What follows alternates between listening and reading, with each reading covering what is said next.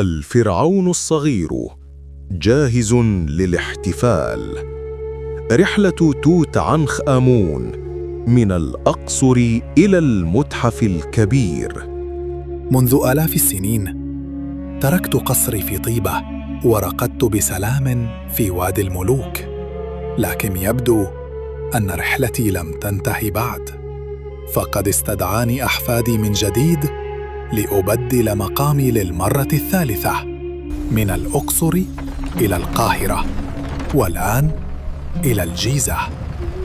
غادرت مع قناعي الذهبي وتاجي ومقتنياتي كلها المتحف المصري القديم، لنستقر في مكان جديد أعظم وأوسع. إنه المتحف المصري الكبير.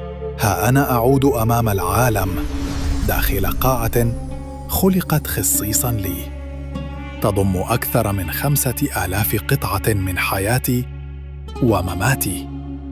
كل قطعة تروي قصة، وكل نقش يعيد أنفاسي إلى زمن المجد والخلود.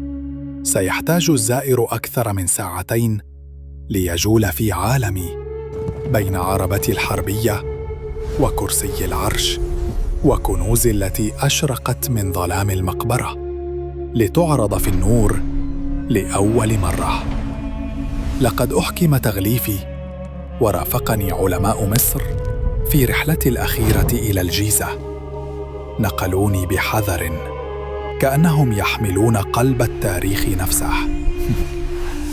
وأنا أبتسم، لأنهم يعرفون أنني لم أمت بعد. متحفي الجديد ليس جدرانا وصالات فقط، إنه بوابة إلى الأبدية. هناك يقف رمسيس الثاني شامخاً ليستقبل زوار العالم، وهناك تعرض مركبة الملك خوفو بجانبي، شاهدة على عظمة أجدادي. يقولون إن هذا المتحف هو هدية مصر للعالم، وأنا أقول بل هو رسالة من الخلود نفسه. في قاعتي ستشهدون كيف ولدت، وكيف حكمت، وكيف عبرت إلى الأبدية. أنا توت عنخ آمون، أعود من جديد، لا كملك ماضٍ، بل كرمز لا يموت.